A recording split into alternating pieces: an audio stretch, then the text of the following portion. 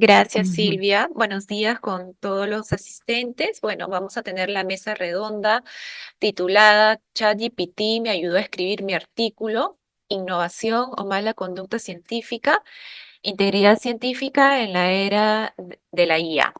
Tenemos tres panelistas invitados. Voy a proceder a introducirlos. Tenemos a la doctora Mabel Raza. Ella es ingeniera informática por la Universidad Cayetano Heredia y doctora en informática biomédica y salud por University of Washington. Cuenta con amplia experiencia en inteligencia artificial, ciencia de datos, salud digital y telemedicina. Ha sido docente y coordinadora de la maestría en informática biomédica en salud global de la UPCH y Data Scientist en el sector salud, liderando un proyecto reconocido por el MIT Analytics Laboratory. Actualmente es profesora auxiliar del Departamento Académico de Ingeniería y directora de la Escuela de Ingeniería de la Facultad de Ciencias e Ingeniería en UPCH. Nuestra segunda panelista es la doctora Yanet Arévalo, licenciada en enfermería con 25 años de experiencia profesional, máster en Ciencias de la Educación Superior por la Universidad de La Habana, Cuba, doctora en Ciencias de la Salud, postdoctora en Investigación Cualitativa con diplomados nacionales e internacionales en Investigación Cuantitativa y Cualitativa. Actualmente se encuentra cursando estudios de posgrado en Investigación Clínica de la Universidad de Harvard, presidenta de la CIPEIN, la Sociedad Científica Peruana de Enfermeras, Investigadoras e Inventoras, docente principal de la Universidad Peruana Cayetano Heredia, Facultad de Enfermería y editora jefa de la revista científica de Enfermería Herediana. Asimismo, contamos como panelista con la magíster Mirta Quispe Sayago. Ella es egresada de la maestría en informática en salud del Hospital Italiano de Buenos Aires. Cuenta con cursos de especialización en comunicación científica, Consumer Health Information y conducta responsable en investigación. Actualmente se desempeña como especialista en integridad científica en la Universidad Científica del Sur. Bueno, vamos a iniciar la ronda de preguntas. Cada panelista tendrá un tiempo máximo de 3 minutos para responder cada pregunta. Y luego al finalizar daremos pase a las preguntas del público. Pueden dejar sus preguntas y o comentarios en el cajón de preguntas y respuestas. Y la primera pregunta que tenemos es una pregunta que se hacen muchos de nuestros estudiantes y nos las han hecho llegar. ¿Debe la inteligencia artificial aparecer en la sección de agradecimientos como coautor o en la metodología? ¿Cuál es su postura y por qué?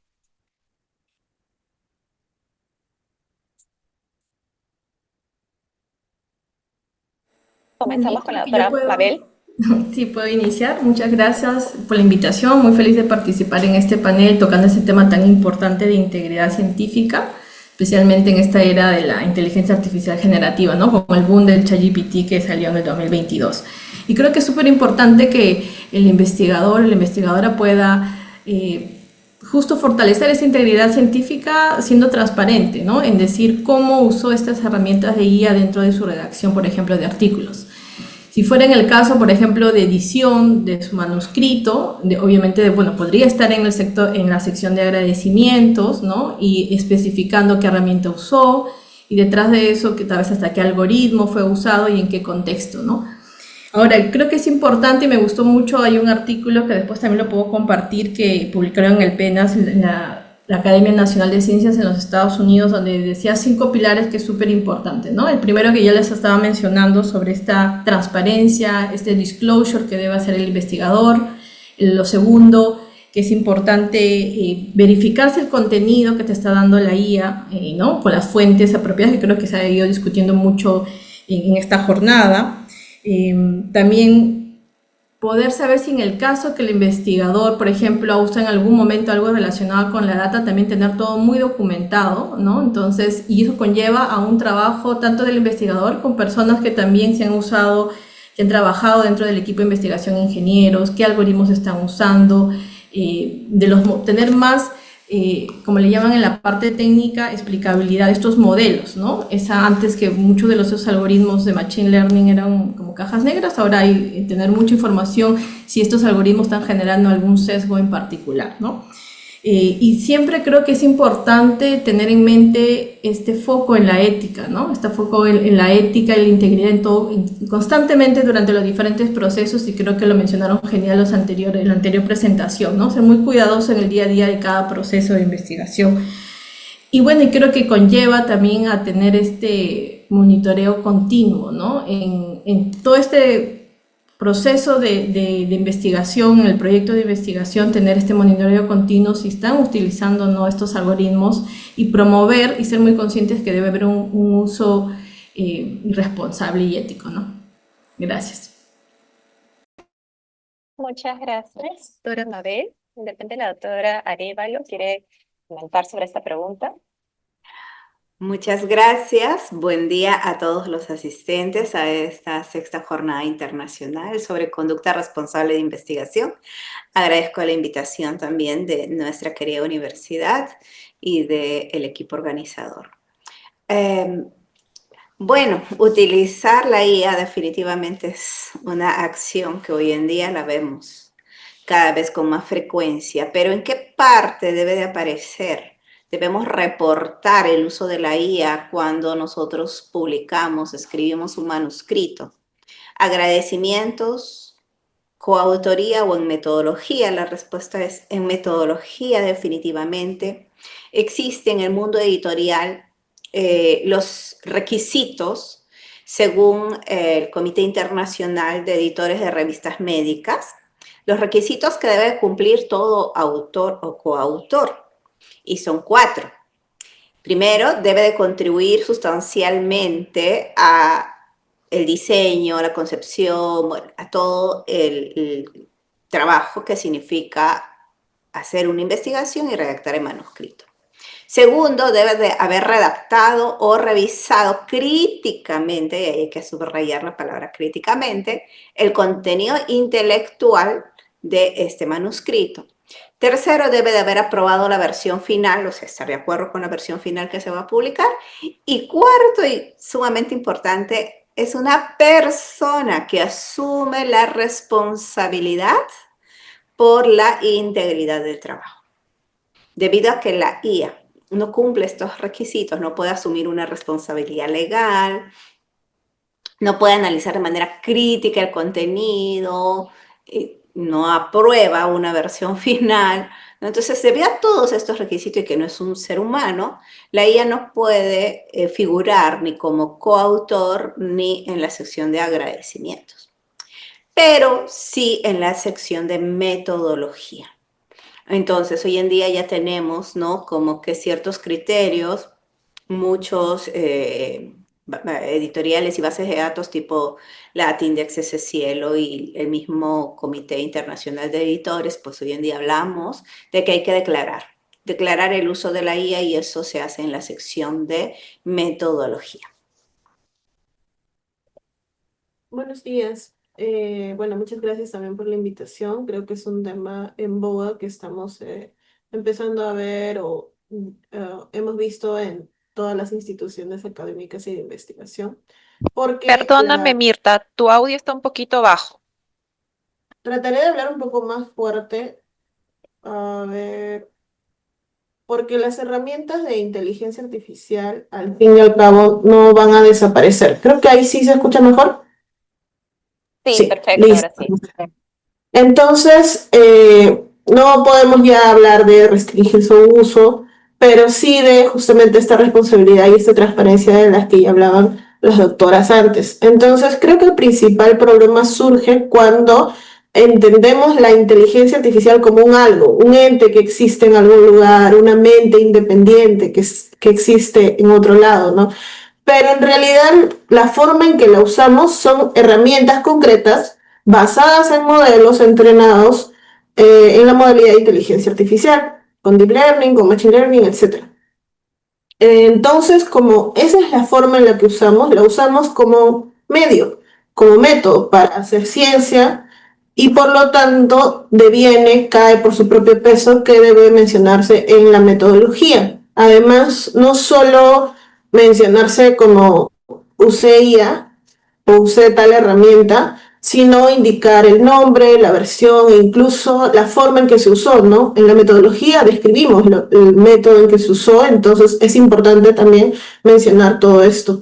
Incluso he visto ejemplos, he visto ya algunos artículos publicados, que cuando se trata de herramientas de IA generativa, podríamos incluir en anexos el prompt o la conversación que se ha tenido de similar forma a lo que se hace en una revisión sistemática, añadiendo en material suplementario la ecuación de búsqueda. ¿Por qué? Porque esto nos permite realizar lo que estaban hablando en la ponencia anterior, que es, de cierta forma, realizar una replicabilidad. Tal vez no sea muy precisa porque los modelos de inteligencia artificial van cambiando con el tiempo, pero al menos tenemos esa cuestión de transparencia, que es un principio básico para la investigación y para la integridad científica. Ya mencionaron las razones por qué no podría ir en autores. Sería darle responsabilidad a una herramienta que no tiene esa autonomía y luego en agradecimientos también se reconocen los aportes humanos. En agradecimientos no ponemos otro software, entonces no habría razón por la que poner herramientas de inteligencia artificial. De hecho, en la Universidad Científica del Sur tenemos una política de uso de inteligencia artificial donde no está prohibido necesariamente el uso, pero sí se restringe, por ejemplo, el uso de herramientas de guía generativa en el ámbito académico. ¿Por qué? Porque el ámbito académico es un ámbito de aprendizaje, entonces la idea no es reemplazar el pensamiento por lo que dice una herramienta de inteligencia artificial, sino aprender a usarla de forma transparente y responsable, siempre declarándola, ¿no? Muy bien, agradezco sus respuestas. Un poco a manera de conclusión, entonces podemos decir que debemos citar el uso de inteligencia artificial, ¿no? Precisando su versión y específicamente cuál fue la herramienta que utilizaron en la sección de metodología, y esto nos ayuda a cumplir con uno de los criterios de la integridad científica, que es la transparencia y parte de la responsabilidad que tenemos como investigadores, ¿sí? Vamos a pasar a nuestra segunda pregunta. ¿Deberían las revistas exigir una declaración obligatoria de uso de inteligencia artificial similar a las declaraciones de conflicto de interés?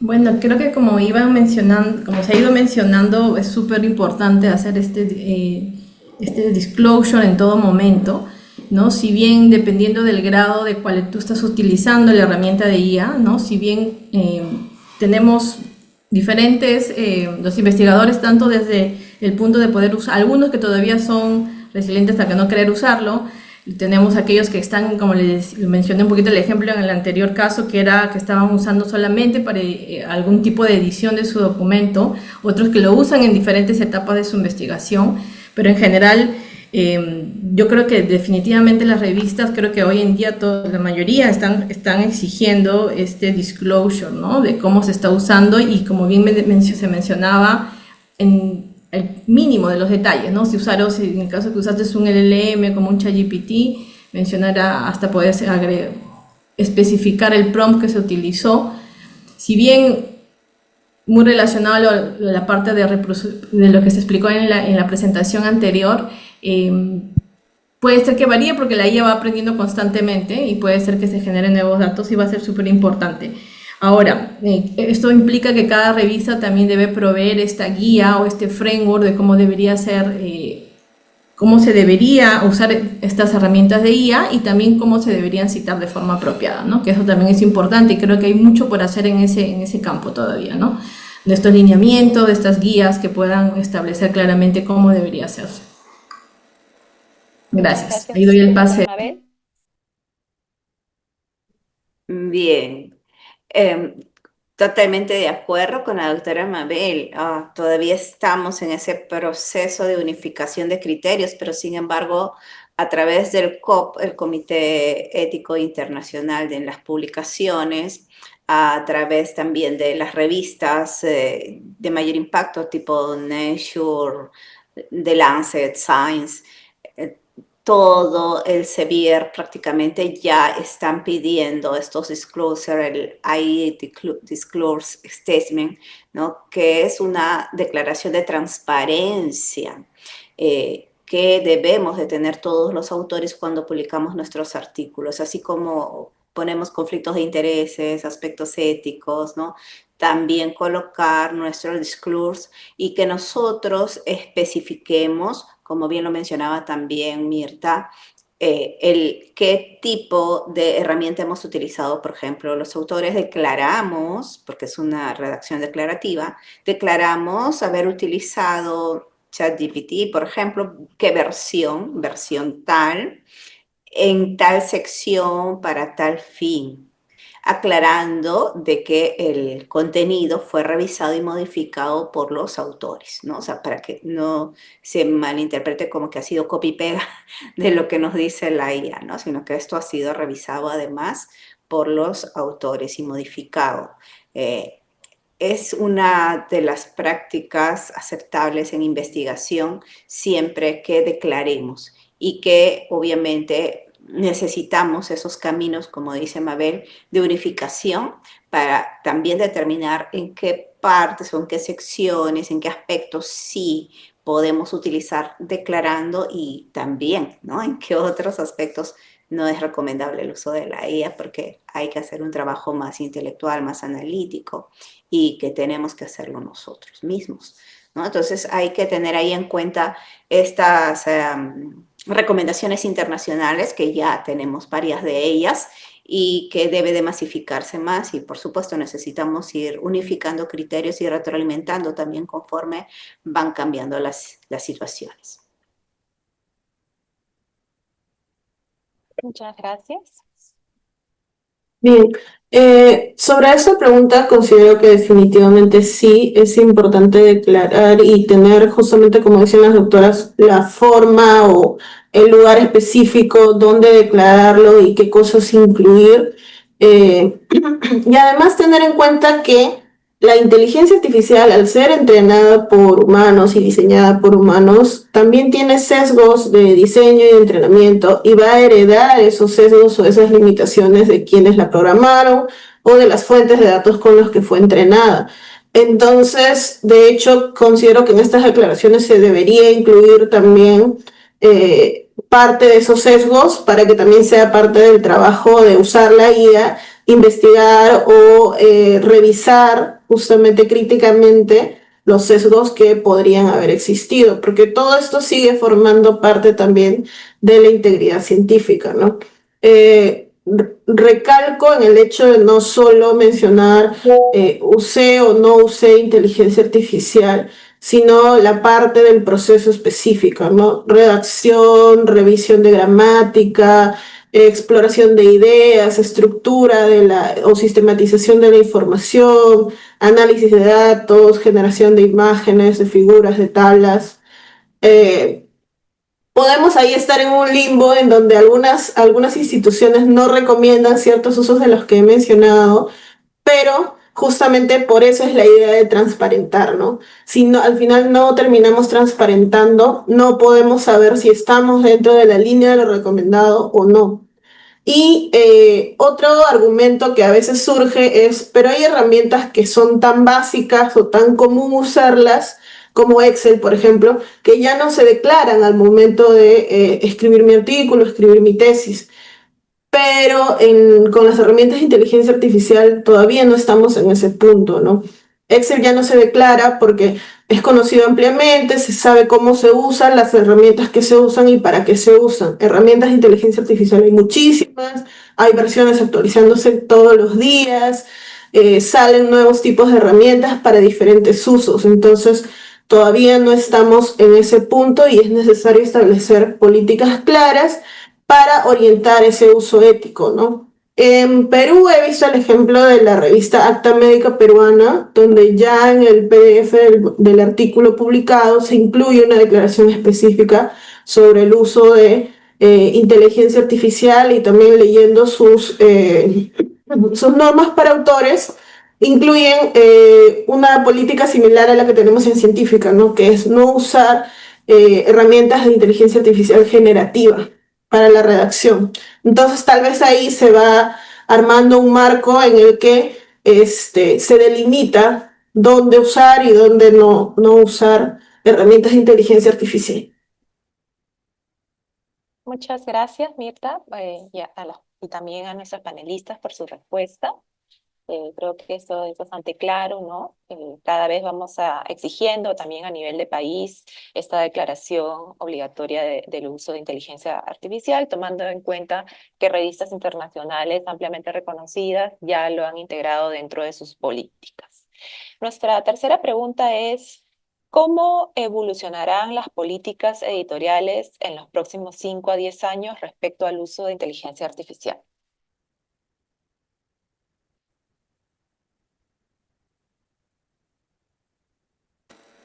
Ya como se ha ido mencionando, esperamos que se vaya consolidando estas guías, estos marcos, estos frameworks, estos marcos de trabajo de este uso ético y responsable. Ahora, esto implica, lo ideal sería, no sé si en 5 años se logre, pero tener como un estándar, ¿no? Estas guías universales estándar. Tal vez sabemos que UNESCO en el 2021 lanzó esto, el manuscrito, que es un poco de referencia en la parte de educación superior de la ética en la inteligencia artificial. Y lo menciono porque es todo un reto poder estandarizar que las revistas, si bien se promueve mucho y mucho de los proyectos de investigación son colaborativos con investigadores internacionales, tal vez en cada país el nivel de ser más riguroso para el uso o no, como bien mencionaba Mirta, ¿no? Tal vez en algunas instituciones académicas pueda ser permitido un nivel de, no sé, de análisis de datos usando IA, tal vez en otras no. Entonces, ¿cómo llegar yo creo que las revistas van a tener este reto de tener esta redacción de este estándar o llegar a un acuerdo de un estándar de guía en este uso ético y responsable de inteligencia artificial, que va a conllevar muchas reuniones, muchos acuerdos, debe haber casos especiales o cosas donde va a haber, y también que tiene que ir muy de la mano con la normativa a nivel país, ¿no? Sabemos que en el Perú ya desde este año ya esta ley, bueno, la ley se aprobó ya hace más de un año, pero ya tenemos el reglamento. Entonces, cada país va teniendo su normativa. Sabemos que, por ejemplo, la Unión Europea es un referente ahorita con todo, y muchos, por ejemplo, mucha comunidad científica critica que es muy rigurosa su mapeo de riesgo que puede tener, pero yo creo que hay mucho por hacer, ¿no? Entonces va a tocar las políticas de las revistas internacionales en general llegar a un acuerdo, que es lo ideal. No sé cómo le digo si lo lograrán en estos próximos 5 a 10 años, pero tener esta guía de conducta responsable en este tema del uso de herramientas a nivel de los datos, de la contribución de los autores, etcétera, ¿no? Y creo que, bueno, es algo que todavía hay mucho por trabajar en ese aspecto, ¿no? Gracias. Gracias, doctora. Bien, bueno, en el ámbito de las revistas, no solamente las políticas editoriales para los autores, yo creo que los cambios que se avecinan va a ser en 3 niveles. Por un lado, los cambios en las políticas para los autores. Por otro lado, el proceso editorial en sí. Y por otro lado, el proceso de revisión por pares, que es cierto, es parte del proceso editorial, pero como que no depende de los editores al 100%, ¿no? Sino que hay una participación ahí de los pares expertos. ¿Por qué les digo esto? Porque por un lado, cierto, las políticas para los autores tienen que unificarse, como dice la doctora Mabel, tiene que haber ciertos estándares, ciertos criterios y obviamente todo adaptado a la especialidad, al país y a los tipos de manuscritos incluso. Todo eso se va a tener que ir unificando seguramente y cada vez de repente saliendo nuevas versiones, nuevas adaptaciones con todos los cambios que se puedan ir produciendo. Pero además del trabajo de los autores, les mencionaba yo las políticas editoriales en el mismo proceso. Por ejemplo, las revistas mismas, nosotras trabajamos en proceso editorial actualmente con el OJS, que es un sistema, por supuesto, automático, pero que tiene ayuda cada vez más de la IA, ¿no? Y nosotros, por ejemplo, podemos agilizar procesos utilizando cada vez más herramientas, más innovaciones tecnológicas y hoy en día, por ejemplo, las revistas tratamos de publicar en varios idiomas, ¿verdad? Español, inglés o incluso el portugués. Tratamos de, hoy en día las revistas tratan de hacer esos videos super extract de las publicaciones que se van apareciendo, incluso ya se hablan de los mini resúmenes, ¿no? Tanto en versión escrita, en versión oral, video, y hay una gama de alternativas en este proceso editorial que cada vez van a irse innovando, mejorando y utilizando estas herramientas. Y en la revisión por pares, lo mismo, ¿no? Nosotros hemos visto ya, hay revistas que de alto impacto, por supuesto, que a los revisores por pares mismos nos piden de que declaremos si hemos utilizado la IA para hacer el proceso de revisión, ¿no? Porque pues obviamente nosotros los revisores por pares tenemos que ser muy críticos, analíticos, punto por punto, y es un trabajo que toma tiempo, y entonces hay muchas herramientas de la IA incluso que ayudan en este proceso. Además, como les mencionaba en el proceso editorial, el otro día hemos estado en una reunión de Latindex, donde una editora de revista ya nos comentaba, ¿no?, que tenía un prompt de varias páginas para poder agilizar su proceso editorial con el OJS, ¿no? Entonces, hay una cantidad de cambios que se avecinan y sobre todo que tenemos que estar preparados para ellos, ¿no? Esto demanda que tengamos una mentalidad mucho más abierta al cambio, pero sin perder el norte de nuestra práctica ética y siempre buscando que vaya de la mano el avance tecnológico, las herramientas, pero también la conducta ética responsable. Muchas gracias, doctora.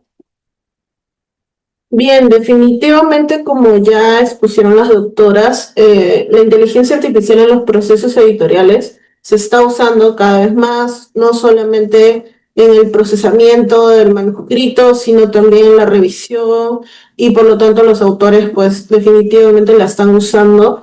Creo que las políticas editoriales van a cambiar, en tanto también van a cambiar las herramientas para detección de uso de inteligencia artificial. Sé que Elsevier ya tiene una herramienta para detección de imágenes realizadas con inteligencia artificial. Es peligroso un poco el uso de imágenes con inteligencia artificial, sobre todo en el ámbito médico, donde tienen que ser precisos las imágenes que se muestran. Y de hecho, esto es algo que se va a ir normalizando, el uso también de software de detección de herramientas de inteligencia artificial. Y va a pasar lo mismo que pasa ahora con Turnitin, ¿no? Eh, Tanto desde el lado del autor, que hay autores que recientemente se ha descubierto, por ejemplo, plagios escandalosos, y mencionan, pero Turnitin no existía en ese tiempo, ¿no? Pero eso no hace que deje de haber una falta de integridad. Entonces creo que también hay que ser conscientes de eso. No porque todavía no exista la herramienta precisa y se hable en los diferentes ámbitos profesionales de que Turnitin todavía u otras herramientas todavía no detectan bien lo que es enteramente escrito por IA, deja de ser una mala conducta científica. Entonces, que reemplaza ya el pensamiento crítico, de lo que debería ser una investigación, ¿no? Entonces, creo que también las políticas editoriales van a ir a ese lado de usar nuevas herramientas para esa parte de la revisión, y además se va a ir normalizando de alguna forma el uso de la inteligencia artificial, probablemente ya en formatos más estandarizados, como lo indicó la doctora Mabel, pero para pasar o al mismo tiempo en que llegamos a ese punto, considero que debemos atravesar también la etapa de un aprendizaje ético, en donde reforcemos desde la formación respecto a la forma correcta de usar las herramientas de inteligencia artificial con sentido crítico, revisando siempre los resultados que se generan, ¿no? Muchas gracias por sus respuestas. Tenemos una tercera pregunta. Vamos relacionado, que está un poco relacionada, lo han dejado en el cajón de las respuestas, es sobre el uso del Turnitin, ¿no? La redacción usando inteligencia artificial, ¿altera el Turnitin? Es lo que nos preguntan por interno.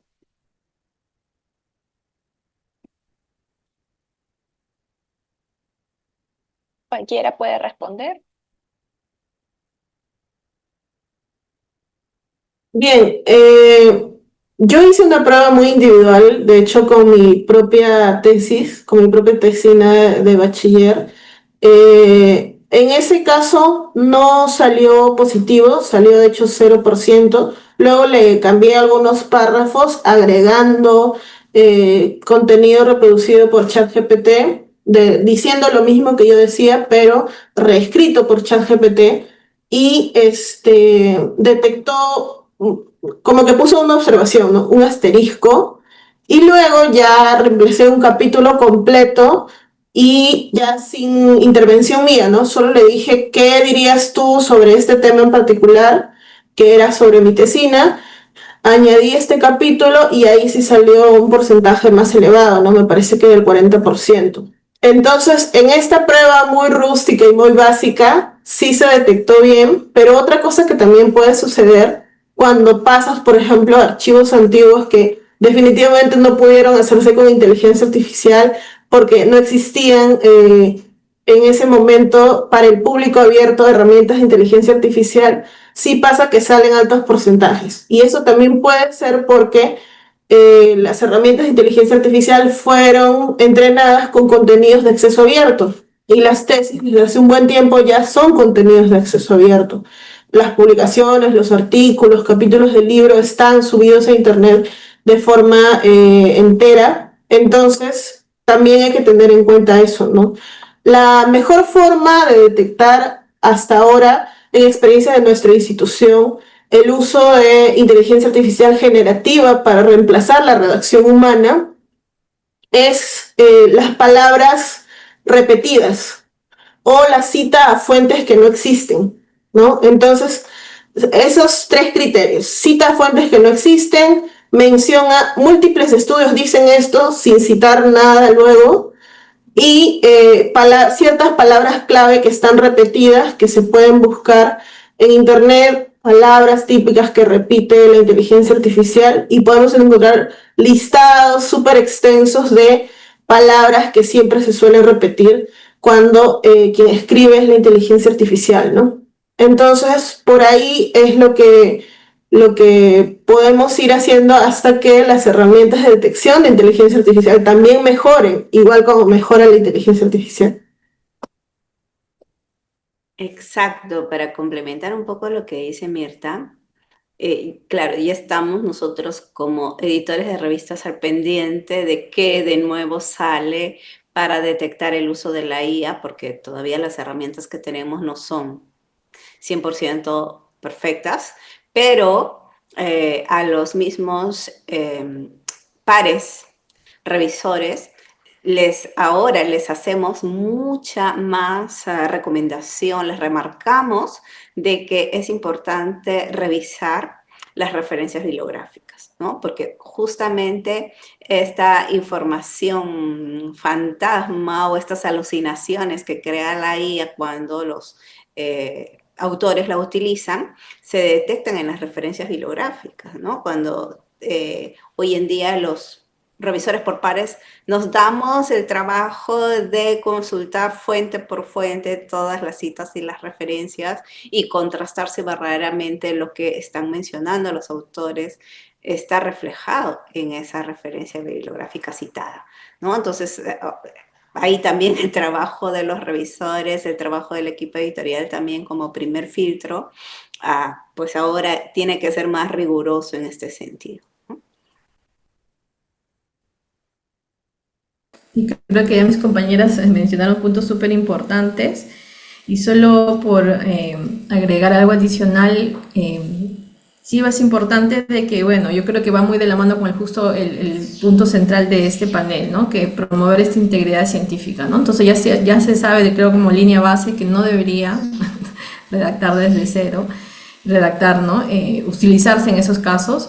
Y ahora yo me imagino que yo creo que en un corto plazo también las herramientas de detección de plagio usado con IA va a ser mucho más fino, ¿no? Si bien Turnitin creo que ya ha instalado nuevas funcionalidades todavía hay, como dice, este sesgo o también hay formas de que a nivel técnico los puedas poner para que dices que, no, que suena al estilo humano o redacta al estilo humano y pueda ir haciéndose más difícil la detección.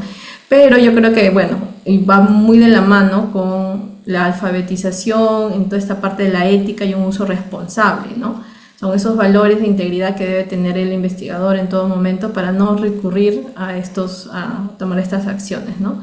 Como bien creo que un momento lo mencionó, creo que Mirta, y dijo, o sea, si bien, por más que una herramienta no logre detectar, no quiere decir de que un investigador, o sea, sea justificable que cometa alguna falta, ¿no? Entonces yo creo que ese es el pilar, ¿no? El pilar, tener esta integridad académica o científica muy importante, de honestidad, de valores, de responsabilidad, y no infringir en ese sentido, ¿no? Gracias. Ujú. Y finalmente, para cerrar este panel, tenemos un par de preguntas más. ¿Hay sanciones por el uso de inteligencia artificial en la redacción de un artículo de investigación? De hecho, ya hay varios artículos retractados. No tengo la cifra a la mano, pero justamente el otro día en un WhatsApp de editores que tengo, alguien que participo, de revistas internacionales, la red internacional de revistas en enfermería, estaban compartiendo un archivo en el cual había un listado de artículos retractados de las revistas de alto impacto, justamente porque habían detectado el uso de la IA, ¿no? Después de que ya había sido publicado, obviamente. Entonces, hoy en día muchas revistas estamos muy al pendiente de, pues, que se nos haya pasado por ahí, ¿no? Artículos hechos en su gran porcentaje por la IA. Y el hecho de que te retracten un artículo, pues ya es una sanción bastante eh, definitivamente, que afecta a la imagen del investigador, ¿no? Afecta a tu perfil, tu ORCID, donde todo queda registrado, y entonces hay que cuidarnos mucho. Por eso es que, como decía Mabel, pues aun cuando no nos exijan, existe obviamente nuestra responsabilidad moral, nuestra responsabilidad científica, que es la que tiene que guiar nuestras acciones. Bien, tenemos una pregunta más en relación a si es que puede, en una revisión sistemática, podría usar inteligencia artificial para mi introducción.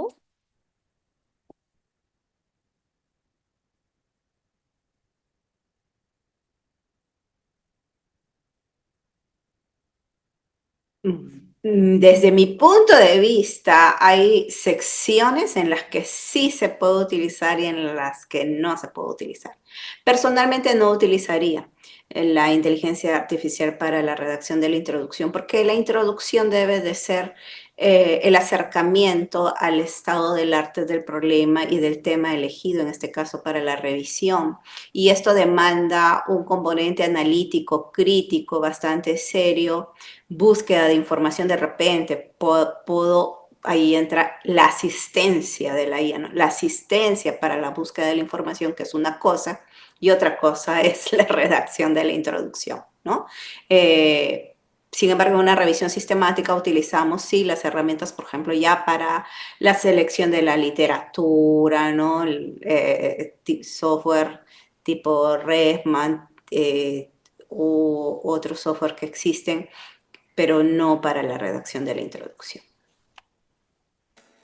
Ahí concuerdo con la doctora Yané, definitivamente que no debería, ¿no? O sea, creo que es una sección muy rica para que el investigador conozca el estado del arte, el contexto, todo ese know-how que es necesario para de ahí, ¿no? Saber de dónde nacen estas necesidades y poder estar enterado para armar su pregunta de investigación, etcétera, ¿no? Entonces, esa parte rica de crítica, de análisis, no debería, ¿no?